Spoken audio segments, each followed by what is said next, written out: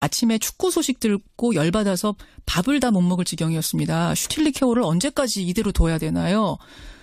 이런 문자들이 아까 포인트 뉴스부터 쏟아져가지고요. 저희가 오늘은 그러니까 비트코인 인터뷰를 하루 좀 미루고 축구 얘기를 먼저 해보려고 합니다. 어제 밤잠 참아가면서 이 축구 경기 보신 분들, 카타르전 보신 분들 느낌이 어떠셨어요? 사실은 객관적인 실력으로는 최하입니다. 카타르. 그런데 2대3으로 우리가 무릎을 꿇었습니다. 월드컵 본선 티켓 8회 연속으로 진출했었는데 이번에는 상당히 어렵게 됐습니다. 남은 건 딱 2경기뿐이죠. 예, 한준희 KBS 해설위원과 함께 긴급 진단 해보겠습니다. 해설위원님 안녕하세요. 네, 안녕하세요. 자, 카타르와의 경기 한마디로 총평해 주신다면? 총체적 난국이었다고 해야 될 것 같습니다. 우리가 여태까지 슈틸리케호의 많은 문제점들을 지적을 해왔습니다만 그것 가운데 어느 하나도 치유가 됐다거나 향상이 됐다거나 하는 것들이 이번 카타르전에서도 거의 나타나질 않았고 결국은 가장 큰 문제로서는 역시 수비 조직력 이야기를 안 할 수가 없는데요. 사실 우수한 감독의 조건은 기본적으로 수비 조직부터 갖추는 겁니다. 그런데 우리 대표팀이 지금까지 우리 조에서 가장 많은 실점을 해왔고 오늘 경기에서도 3실점 아닙니까? 전체적으로 공수양면에서 모두 총체적인 난국 속에서 그간의 모든 문제들이 또 집약적으로 드러났다고 볼 수가 있겠습니다. 그러니까 하나만 딱 꼬집어서 뭐가 문제다라고 말할 수도 없을 정도의 총체적 난국. 그 말씀이시죠? 그렇습니다. 예. 주장인 기성용 선수도 끝난 뒤에 그런 비슷한 말 했더라고요. 모든 부분에서 부족했다. 근데 손흥민 선수의 그 부상이요. 오른 손목에 부상당하면서 30분 만에 교체가 됐잖아요. 요것도 좀 전략의 큰 손실은 아니었나요?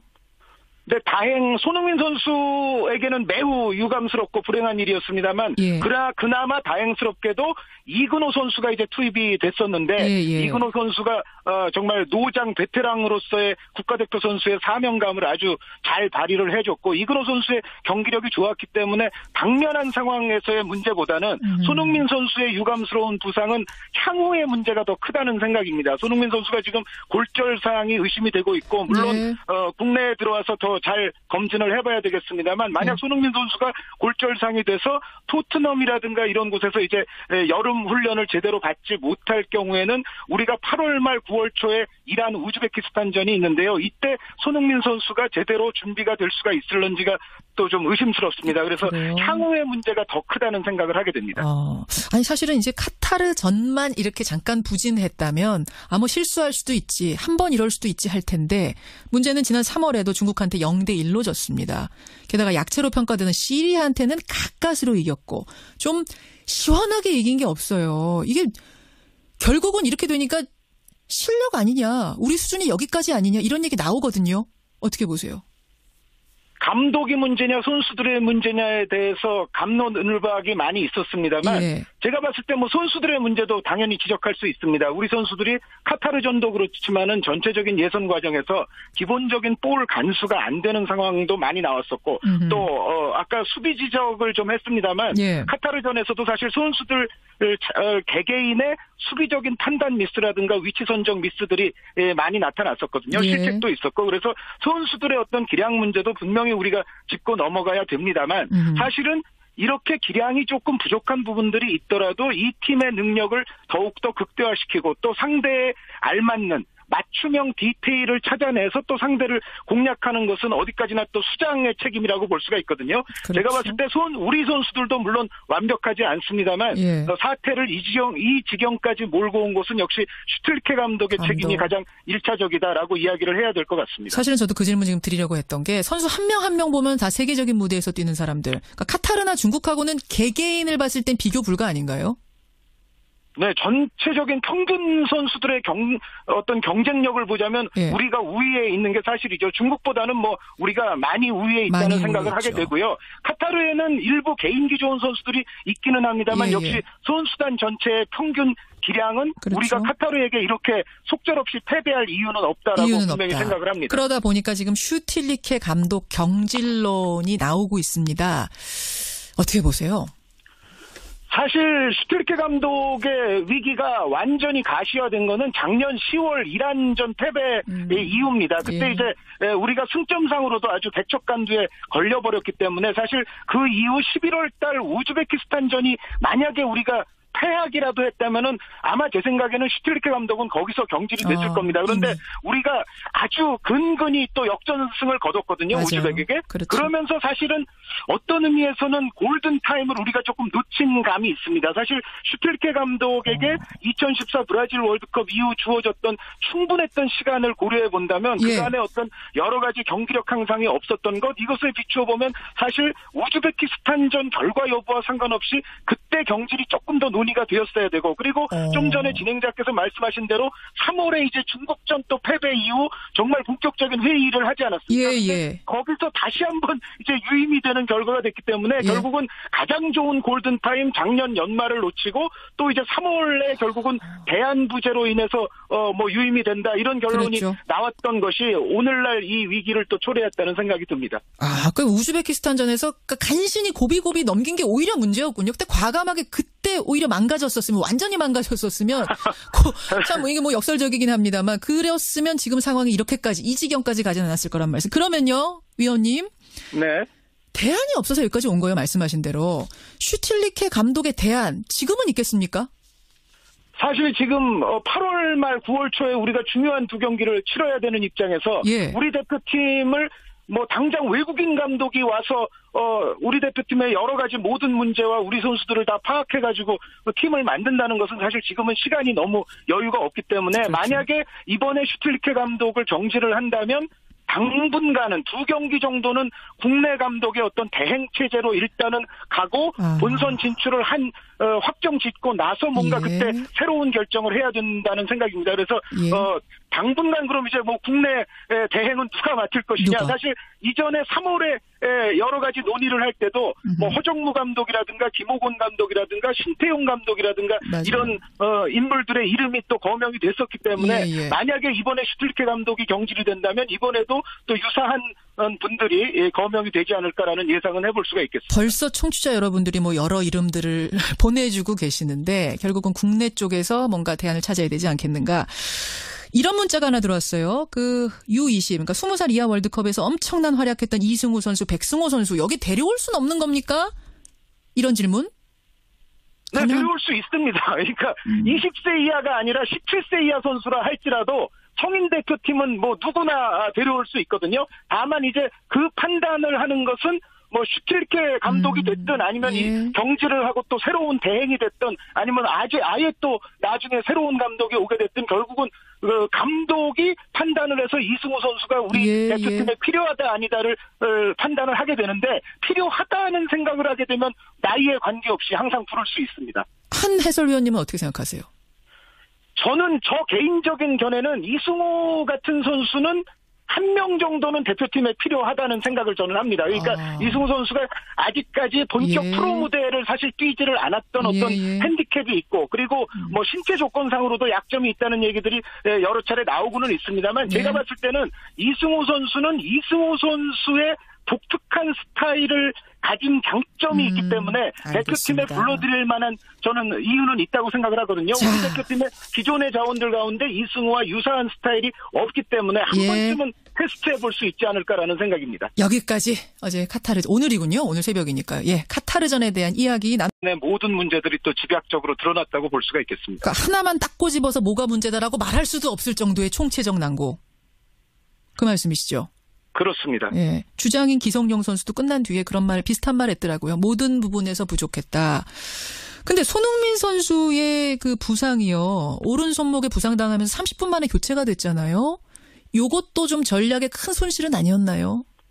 네, 손흥민 선수에게는 매우 유감스럽고 불행한 일이었습니다만, 그나마 다행스럽게도 이근호 선수가 이제 투입이 됐었는데, 이근호 선수가 정말 노장 베테랑으로서의 국가대표 선수의 사명감을 아주 잘 발휘를 해줬고, 이근호 선수의 경기력이 좋았기 때문에 당면한 상황에서의 문제보다는 손흥민 선수의 유감스러운 부상은 향후의 문제가 더 크다는 생각입니다. 손흥민 선수가 지금 골절 사항이 의심이 되고 있고, 물론 국내에 들어와서 더 더 잘 검진을 해봐야 되겠습니다만 만약 손흥민 선수가 골절상이 돼서 토트넘이라든가 이런 곳에서 이제 여름 훈련을 제대로 받지 못할 경우에는 우리가 8월 말 9월 초에 이란 우즈베키스탄전이 있는데요. 이때 손흥민 선수가 제대로 준비가 될 수가 있을런지가 또 좀 의심스럽습니다. 그래서 향후의 문제가 더 크다는 생각을 하게 됩니다. 아니 사실은 이제 카타르 전만 이렇게 잠깐 부진했다면 뭐 실수할 수도 있지, 한 번 이럴 수도 있지 할 텐데 문제는 지난 3월에도 중국한테 0대1로 졌습니다. 게다가 약체로 평가되는 시리아한테는 가까스로 이겼고 좀 시원하게 이긴 게 없어요. 이게 결국은 이렇게 되니까 실력 아니냐, 우리 수준이 여기까지 아니냐 이런 얘기 나오거든요. 어떻게 보세요?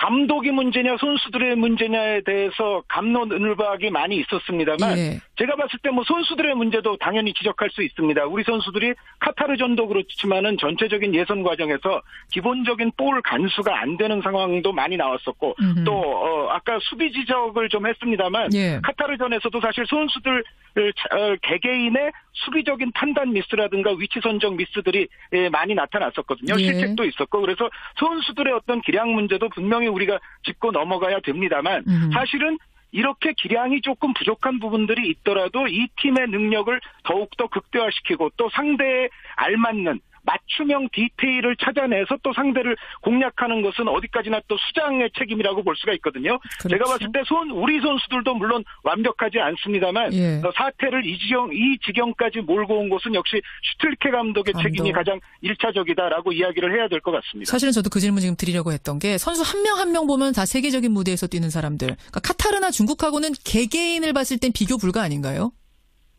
네, 전체적인 평균 선수들의 어떤 경쟁력을 보자면 우리가 우위에 있는 게 사실이죠. 중국보다는 뭐 우리가 많이 우위에 있다는 생각을 하게 되고요. 카타르에는 일부 개인기 좋은 선수. 아침에 축구 소식 듣고 열받아서 밥을 다 못 먹을 지경이었습니다. 슈틸리케오를 언제까지 이대로 둬야 되나요? 이런 문자들이 아까 포인트 뉴스부터 쏟아져가지고요. 저희가 오늘은 그러니까 비트코인 인터뷰를 하루 좀 미루고 축구 얘기를 먼저 해보려고 합니다. 어제 밤잠 참아가면서 이 축구 경기 보신 분들, 카타르전 보신 분들 느낌이 어떠셨어요? 사실은 객관적인 실력으로는 최하입니다. 카타르. 그런데 2대3으로 우리가 무릎을 꿇었습니다. 월드컵 본선 티켓 8회 연속으로 진출했었는데 이번에는 상당히 어렵게 됐습니다. 남은 건 딱 2경기뿐이죠. 한준희 KBS 해설위원과 함께 긴급 진단 해보겠습니다. 해설위원님 안녕하세요. 네, 안녕하세요. 자, 카타르와의 경기 한마디로 총평해 주신다면? 뭐 총체적 난국이었다고 해야 될 것 같습니다. 우리가 여태까지 슈틸리케호의 많은 문제점들을 지적을 해왔습니다만 그것 가운데 뭐 어느 하나도 치유가 됐다거나 향상이 됐다거나 하는 것들이 이번 카타르전에서도 뭐 거의 나타나질 않았고 결국은 가장 큰 문제로서는 역시 수비 조직력 이야기를 안 할 수가 없는데요. 사실 우수한 감독의 조건은 기본적으로 수비 조직부터 갖추는 겁니다. 그런데 우리 대표팀이 지금까지 우리 조에서 가장 많은 실점을 해왔고 오늘 경기에서도 3실점 아닙니까? 전체적으로 뭐 공수 양면에서 모두 총체적인 난국 속에서 그간 그때 과감하게 그때 오히려 망가졌었으면 완전히 망가졌었으면 참 이게 뭐 역설적이긴 합니다만 그랬으면 지금 상황이 이렇게까지 이 지경까지 가지 않았을 거란 말씀. 그러면요, 위원님. 네. 대안이 없어서 여기까지 온 거예요, 말씀하신 대로. 슈틸리케 감독의 대안 지금은 있겠습니까? 사실 지금 8월 말 9월 초에 우리가 중요한 2경기를 치러야 되는 입장에서 우리 대표팀을 뭐 당장 외국인 감독이 와서 우리 대표팀의 여러 가지 모든 문제와 우리 선수들을 다 파악해가지고 팀을 만든다는 것은 사실 지금은 시간이 너무 여유가 없기 때문에 만약에 이번에 슈틸리케 감독을 정지를 한다면 당분간은 2경기 정도는 국내 감독의 어떤 대행 체제로 일단은 가고 본선 진출을 확정 짓고 나서 뭔가 그때 새로운 결정을 해야 된다는 생각입니다. 그래서 당분간 그럼 이제 뭐 국내 대행은 누가 맡을 것이냐. 사실 이전에 3월에 여러 가지 논의를 할 때도 뭐 허정무 감독이라든가 김호곤 감독이라든가 신태용 감독이라든가 이런 인물들의 이름이 또 거명이 됐었기 때문에 만약에 이번에 슈틸케 감독이 경질이 된다면 이번에도 또 유사한 분들이 거명이 되지 않을까라는 예상은 해볼 수가 있겠습니다. 벌써 청취자 여러분들이 뭐 여러 이름들을 보내주고 계시는데 결국은 국내 쪽에서 뭔가 대안을 찾아야 되지 않겠는가. 이런 문자가 하나 들어왔어요. 그 U20, 그러니까 20살 이하 월드컵에서 엄청난 활약했던 이승우 선수, 백승호 선수 여기 데려올 수는 없는 겁니까? 이런 질문. 들이 있기는 합니다만 역시 선수단 전체의 평균 기량은 그렇죠. 우리가 카타르에게 이렇게 속절없이 패배할 이유는 없다라고 분명히 생각을 합니다. 그러다 보니까 지금 슈틸리케 감독 경질론이 나오고 있습니다.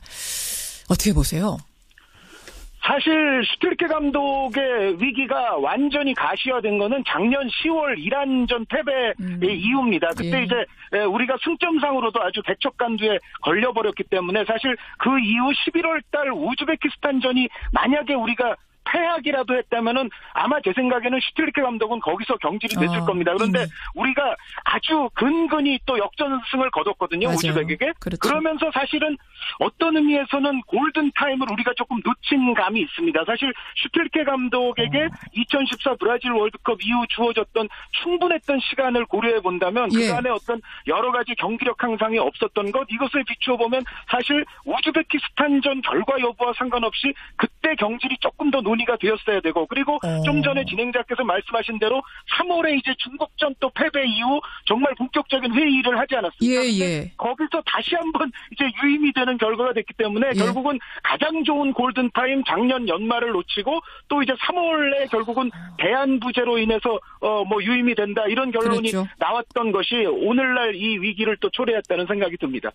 그 우즈베키스탄전에서 간신히 고비고비 넘긴 게 오히려 문제.